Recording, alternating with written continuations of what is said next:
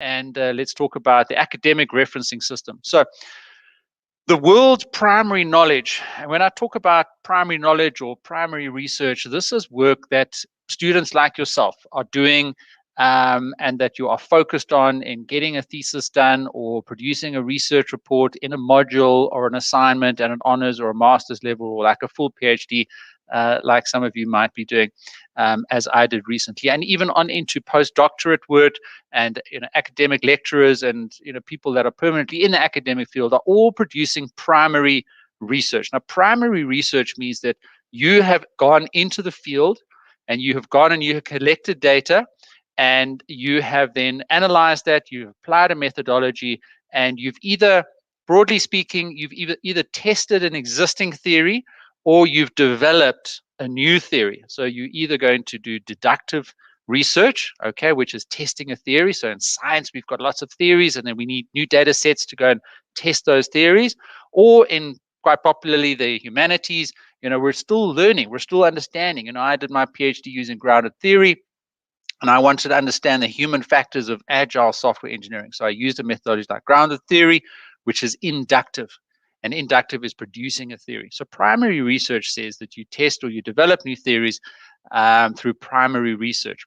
So when you read Wikipedia, when you read contemporary sources, books, etc., all of that is secondary. It is referencing other people's research. But you, me, everyone in academia is producing primary research. Now, referencing and the system of referencing is how we organize all of that work. And we've all read through papers. We've all seen that list of references at the end.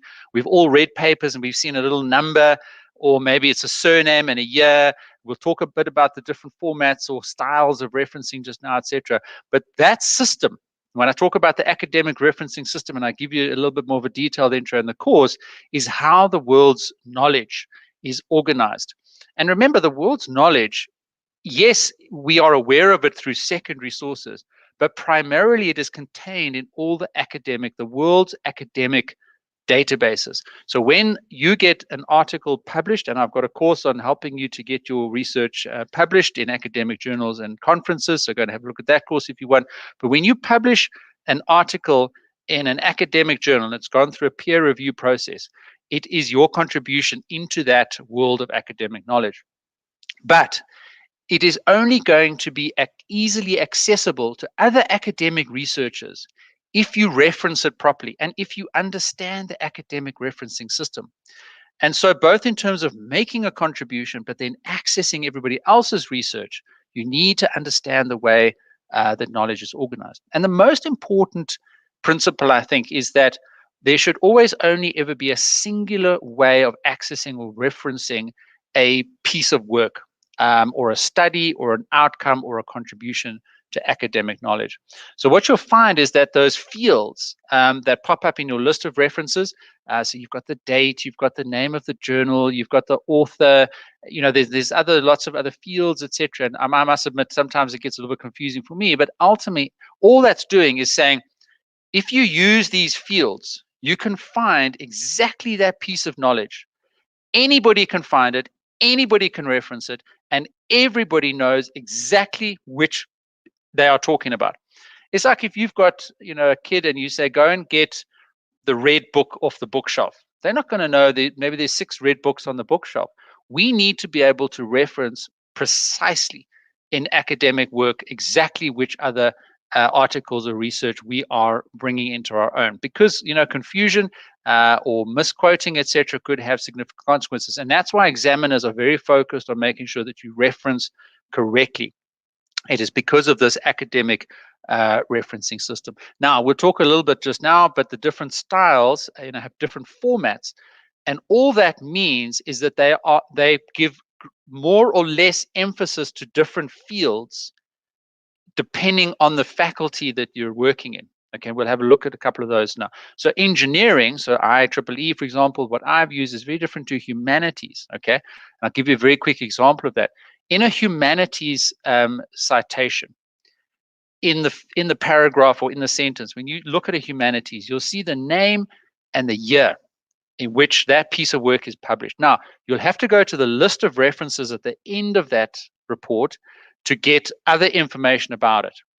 and the journal name, etc. So there's a good possibility that somebody reading that in the context of that paragraph, and they see Alkema 2020, and I'm talking about agile software engineering, they'll have a good sense of what they're talking about, the writer, and they'll quickly be able to go and get that because they'll be in the field, they'll understand the context, there'll be other preceding paragraphs and sentences that are building up to that point, and it provides sufficient triangulation on that specific document for the person to go and get information. So humanities, when you read that, it puts the name and the year, okay? In IEEE, in engineering, it's just a number, okay? And that number references the list of references at the end of the document. So humanities, let's just be clear, you'll see the name and the year, and then you'd have to go and look in the list of references, and that is organized according alphabetically the surname. So Alkema would be at the top, for example, but there could be multiple Alkemas. There could be an Alkema in 2020, there could be an Alkema in 2019, etc. And you would then need to go through and see which one you were referencing. In IEEE, it's just the number. And then in the reference list, there's a number at the beginning of all the references. So you'd have to look at the number 28, and then you'd have to scroll down the list of references 28. Okay, now when I was in the paragraph, I had no idea what reference they were talking about. I had to go back to the reference list at the end and go down and find 28 and come in there. Okay, let's just pick up a couple of questions. I'm just giving a bit of introduction here to referencing. Haley says it becomes confusing when referencing someone that was referenced in an article, e.g. an article quoting another article. Do you reference the original article or the article you found initially? Haley, you must, I would suggest you reference the primary research. Okay, so remember, always go to primary sources. So, and I'll give you an exception to that, okay? And I'll give you a way in which you can talk about that. Remember, citations is not just about putting the reference in the sentence or the paragraph. That is important, and we'll teach you the tips and tricks and tools today as well. Referencing is also about the context around that citation. So Haley, you would be talking about this other article, and you would, in the sentence leading up to the actual citation, talk about the fact that in this article, so-and-so was also mentioned, okay?